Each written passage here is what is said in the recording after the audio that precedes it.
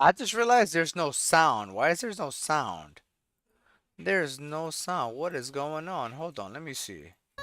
Oh my god, there it is. We're gonna reset it, BRB. Alright, legit. Alright, we're starting over. What is the only cryptocurrency that you should invest? DogeCoin! It's the people's currency, you know it's the best. Please buy! The most fun and ironic crypto, that is for sure. So crypto! We're taking DogeCoin to the moon. To the moon! And if a broker says, listen, you can't get rich with Dogecoin, say stop. But even Daddy Elon knows it's the time to join. Much fun! Cause Fate loves irony. therefore we're passing Bitcoin soon. Elon Gene Snoop! Take this little puppy to the moon. Hold it, hold it, hold it, hold it, never sell. Much rich! Buy more, buy more, buy more, buy more, it's doing well. Such high! Hold it, hold it, hold it, hold it, never sell. Much value! Rising, rising, rising, rising, I can tell. Very trading! Shut up and take my money. This meme coin is looking funny. Let's make history together. In Doge we trust. Much trust! Jump on the hype train, bros. Cause even Snoop Doge knows it's going up. Don't drop it when it's hot. Doge is the only cryptocurrency that you should invest. DogeCoin! It's the people's currency, you know it's the best. Please buy! The most fun and ironic crypto, that is for sure. So crypto! We're taking Dogecoin to the moon. Dogecoin to the moon. Dogecoin to the moon. Dogecoin to the moon. Dogecoin to the moon.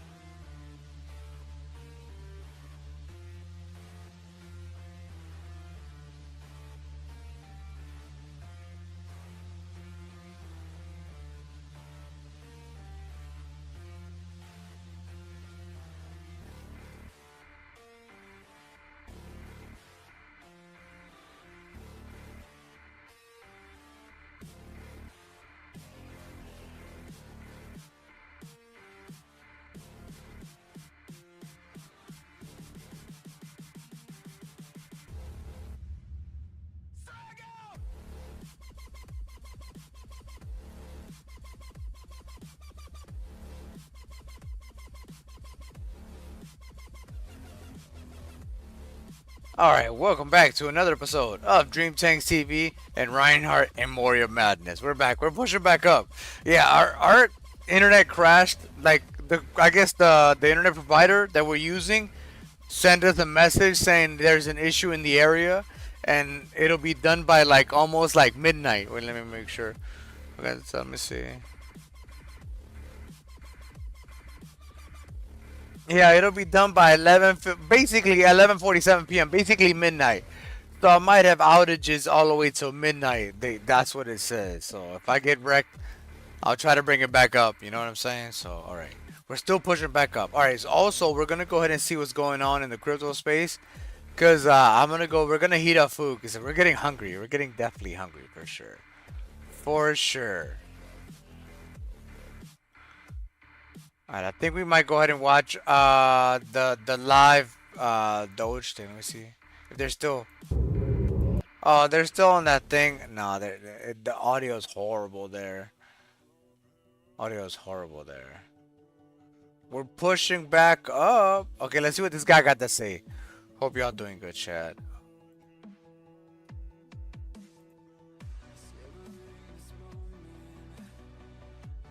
I gotta take a board. Baby, you want a board up or you okay?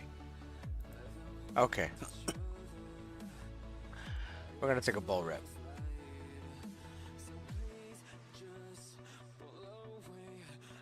Make sure y'all stay hydrated. Hell yeah. Hell yeah.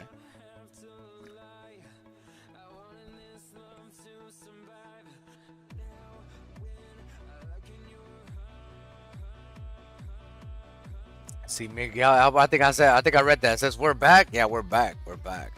We is back.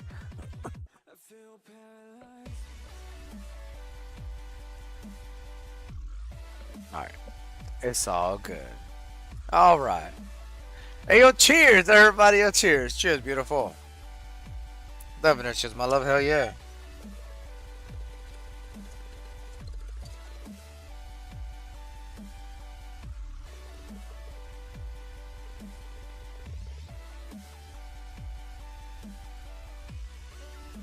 Let's go DogeCoin. Let's go Bitcoin. We're pushing up. 25.57 DogeCoin. 96,000.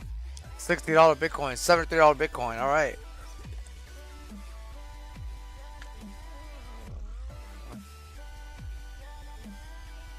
Let's see. Freak Show says 3x. I hope for today, yo, that would be banging if we 3x today. That would be banging, brother. Hell yeah. Hope you're doing good, Freak Show over there in X-Land. Hell yeah.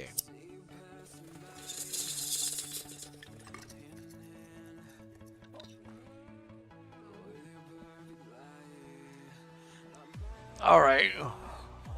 We're gonna go ahead and I'm gonna keep y'all on my phone. We're gonna go heat up some food because we're hungry as hell. Miguel Albert says, pump it up. Doge, you know your facts. Let's go. Freak Show says, word up, brother, word up. Alright, we'll see what this guy's saying. I'm gonna have y'all on my phone. Like I said, we're gonna go heat up food because we're getting hungry. Alright, so hope y'all doing good. Let's see what he's saying. He's talking about stocks and overall market as well, like crypto and everything. Alright, let's see what they say. Hope y'all doing good. Legit. And the value only happens if you actually go through the pain of building it. Because it's really hard to bring value to a product or service and then have mass adoption of it. So yeah, I think there's a world where he can mention ontology philosophically. It would be really cool if he mentions the word in a philosophical context. Again, that's my story. I've said it over and over, but the reason I got into Foundry was because I'm a big philosophy nerd. Nietzsche, Albert Camus, I mean, on and on. Derrida, like there's Immanuel Kant. I mean, there's so many philosophers I've studied. And ontology is a core philosophical term that everyone who studies philosophy kind of really needs to understand. That's what really got me attracted initially, and then I found out it was like a data orientation for the company, and it just got me hooked in.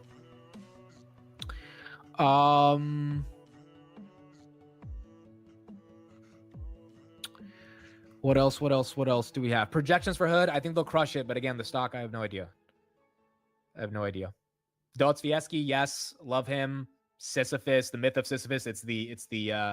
I mean, I think everyone should read the myth of Sisyphus before they die, hopefully sooner than later. Like that's how serious that body of work is to me. And it's very simple. It's like You can get the PDF online. It's like 10 pages. It's not a really intense read. But as soon as I read The Myth of Sisyphus, this was probably sophomore year in college, everything changed. Everything changed. The way I thought about the world completely changed. So, yeah, that is a big text for me. The Genealogy of Morals I read when I was in high school, and I don't think I understood it too well. That's from Friedrich Nietzsche. But after like really revisiting it in college, I got a better understanding of it. What are some other philosophers? Nietzsche, Camus, Derrida, Heidegger. I've studied Heidegger a bit. Not that in depth, but I've studied him. Kant, I've studied a lot. I don't know. Let me see a list of philosophers. See if any of them come up. Oh, Socrates, obviously, Aristotle, Plato, sort of the core Aristotelian philosophers I studied. John Stuart Mill, Rousseau. This is not a philosopher, but Charles Bukowski. He's a poet, but to me, he's a philosophical poet. So I do love Bukowski's work as well. Palantir still holding 115. Hobbes, yes, Hobbes as well. Descartes, dude, Descartes is a mind f, because he Descartes tries to prove the existence of God using analytical, mathematical kind of justifications. I read him in high school, and it's like there's like 6 different ways he justifies the existence of God, and it really messes with your mind. But like it logically, like it actually makes a decent amount of sense. So I haven't read him in a couple of years, more than at this point. It's been like 7-8 years I haven't read Descartes. But when I first was introduced to him, it was really cool because that's where I saw like philosophy actually justifying real world things, and it wasn't just about morality. It was about how do we come to a conclusion that God is real without using religion, and Descartes actually came up with those original texts. Carp is live at noon. Yes, in 5 minutes. It might start at 12:10, so we might have to wait for a little bit, but it will be live. Peterson. So I've studied Peterson as well. I think Peterson obviously is very political, but the core of Peterson's philosophy, in my opinion, is influenced by Nietzsche. Like Peterson is a modern day Nietzschean scholar, if that's how you want to call it. And so I do think his work is meaningful and valuable. Obviously, he rubs people the wrong way because he's super into politics. But essentially, Peterson is looking for a purpose in life. And his argument is that once you lose the ability to grapple onto something that is meaningful, you lose your existence, right?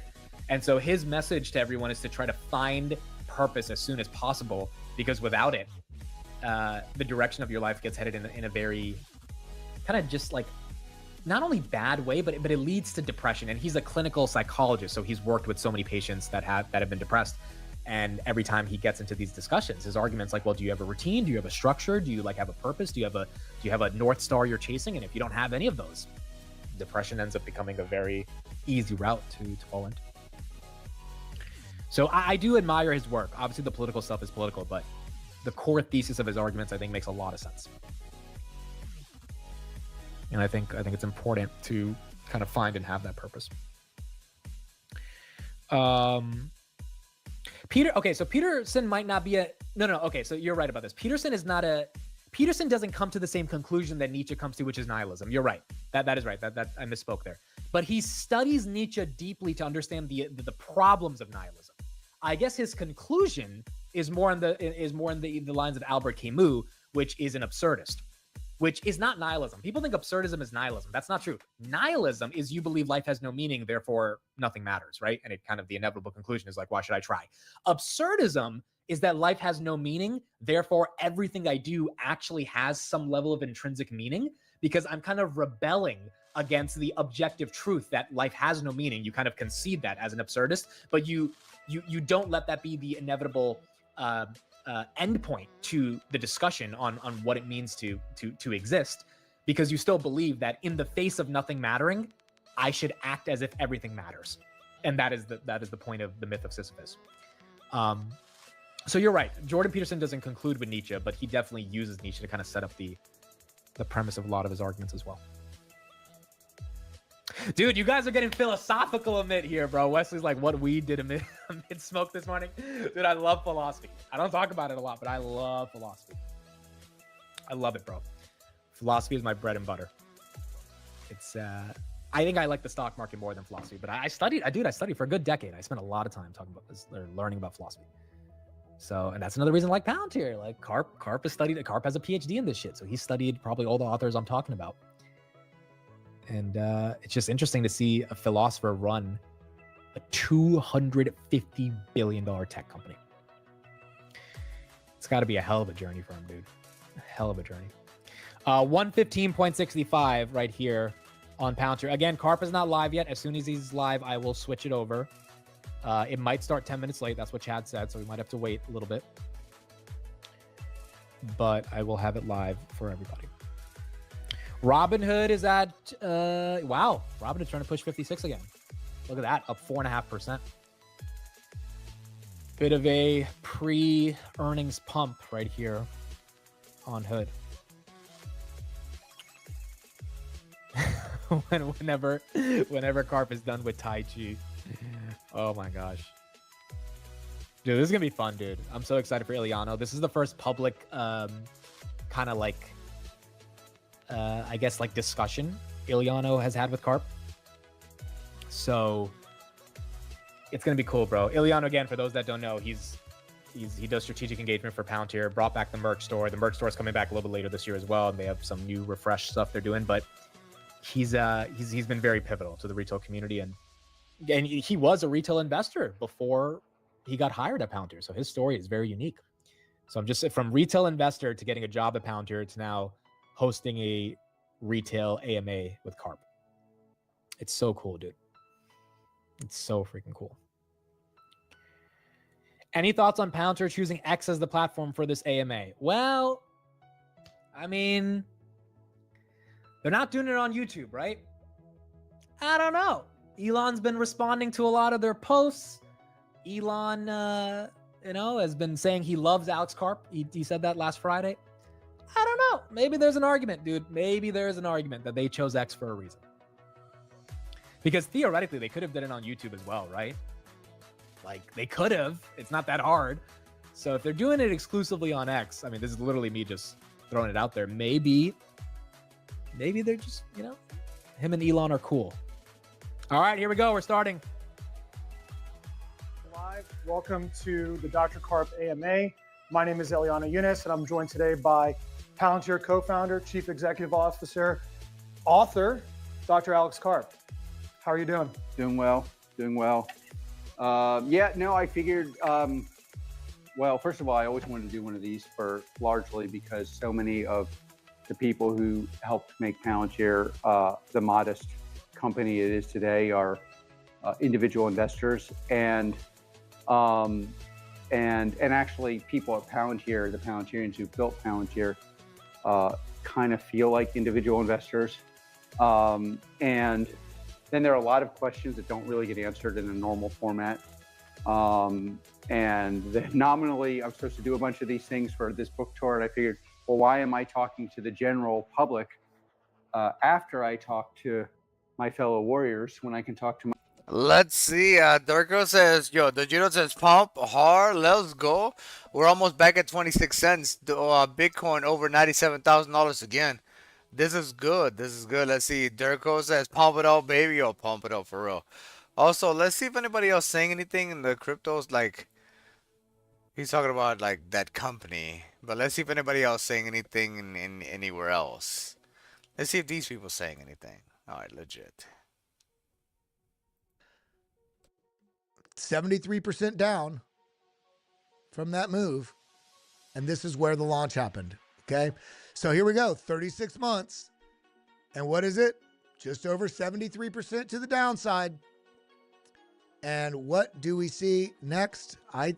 I'm going to keep y'all on my phone. We're still in the kitchen. All right. BRB. We're going to keep watching the pump happen. Hope y'all doing good. Legit. My brain is still a little, I don't want to say scattered. I still think all memes are just having their own thing. Those are in their own liquidity, just rotation of the same capital, some new money, but it's all Altcoins, when we're talking about, when we're coming back over here and we're looking at the coin market cap or CoinGecko, whatever we want to look at, this, we're looking at Ethereum, and Ethereum's really going to set the tone when this starts to get its bid, and big players are stacking into this and dumb money selling. But XRP, Solana, DogeCoin, Cardano, I expect to have a pretty big move coming up with all of this speculation about the crypto council and Charles, and potentially, working with Aptos, have a meeting with Microsoft, potentially meeting with Trump and, a number of other players. I think Cardano's got a big move coming up, but then you're looking at all these others, Chainlink, Avalanche, Sui, Stellar, all of these. I do think there's going to be that move that everybody's starting to count out that's not going to happen, but I do think it's going to be concentrated for the most part in very particular coins that are outside of the top 100, like Aerodrome, for instance, or like Morpho, or there's a number of other coins. I think AI is still going to have its big play, but that's de-risked right now because of DeepSeek. But I think Ondo, as high as it is in the CoinMarketCap rankings, is going to get a major institutional nod. By the nod, I mean large corporate money with investment coming in and layering in to capture that growth before it really moves up, because the number of partners Ondo has and what they're trying to do with tokenizing the global finance, talk about the growth there. I mean, major. Chainlink as well. But this is, look at this. Essentially, everybody, we're getting to the impatient point. This is when everybody thought it's over. We got the move. Oh, no, we didn't. It's over. That's all. It's done. That's when you get the move. Everybody's getting complacent right now. Everybody's starting to overwhelmingly de-risk. I've even de-risked in my portfolio. I'm not completely impervious to the emotions of the market, but I'm also all in. I am all in on the market, okay? So being all in, it makes me take a little stronger focus of like, okay, where do I really see the highest chance for growth with the least amount of risk? And that's why I'm stacked the way I'm stacked. I still have risk plays. I still have all my Constellation DAG. I still have my dog on Bitcoin, because I think those two in the risk matrix still have massive growth potential at least very higher risk, but on the minimal risk level. Now with AI, I'm looking forward to deploy back into AI, but I think that's a little, in my opinion, because of the DeepSeek questions about this, it shook up the AI market. So I'm waiting for a little bit more courage to get back, getting back into those. Now coming on over here, what do we see? ETH successfully retested the 200-week exponential moving average, the key trend line, and horizontal support. So we have this horizontal support. We have this rising support line. Look at this. Wick down. Let's trap people short. Comes right back into the zone. And what do you see here? Flat level of resistance, rising level of support, massive ascending triangle, suggesting a break to the upside. And it's not just ETH. Then we also got Binance sending another 6 figures of Ondo to their cold wallet. $127,000 worth of Ondo. It's 91,000 Ondo, I believe that is. Yeah. And remember, Ondo's not listed on Binance yet. So there you go. Then we got, let's go ahead and refresh our liquidity charts here. Look at this. Scoop the lows, trap people, and then what do we get? Boom. Now we come up to the liquidity above. The game is not rigged. The game is not rigged. Your emotions are rigging your game. The game in crypto is not rigged with manipulation. You are rigging failure in your own game in this crypto market by trapping yourself in the emotional decisions versus taking strategy over emotion. That's what we need to focus on here. So when we come back into this, let's look at some of these metrics. Because Bitcoin, look, getting a little bit of a bounce. Again, this bounce does not mean it's up only from here. We still have a lot of cobwebs to shake off. But I think coming into, we got a new, full moon coming, which has very regularly been positive in markets. Whether it has anything to do with the moon or it just happens to be with the 30-day sort of cycles that we have within markets, who knows? But we've seen it on regularity be something of impact in the charts. But we're getting this bounce. We really want to see Bitcoin get above basically the $100,000 mark. But I was going to say this 99.2, but $100,000 mark, I expect we'll either slice right through it or get rejected and have to consolidate a little longer. But I think that we will be up I think February will be an up month. Where are we at right now on the month? Let's look. Double click right there. Let me zoom out. So where are we at right now? We are, kind of not. It's just, we'd have to go all the way to 102. What's the open? OHLC. That's open, high, low, close of each candle. What is this? So that would be 102,424. The price needs to get above 102,424 for this to be a green month. In fact, we don't want this just to barely get above that and be a very skinny candle, because that starts to, indicate still weakness that may roll over. We want to see this come up and tap up here into the 107, 108. Will that happen by the end of February? Who knows? There's been so much narrative noise within this market. It's really hard to predict beyond just looking at the historical cycles. With this new administration, they're not just being bullish on crypto. They are completely restructuring how a lot of some of the things that are going on with corporate and bureaucratic malfeasance in the U.S. government. And that's causing a lot of sort of uncertainty and tariffs. But that's why I'm looking a little bit longer term.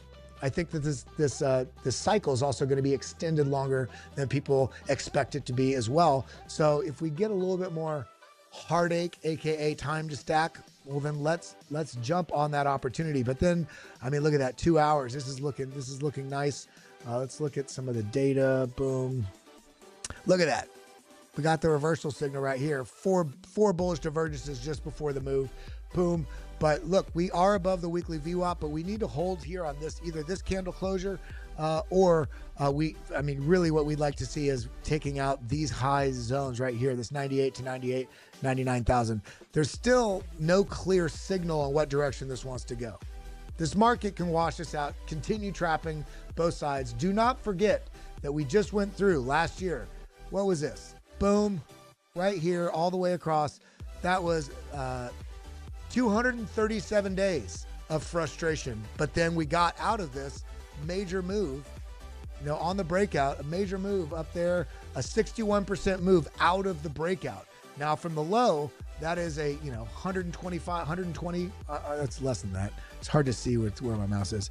115% move from that low.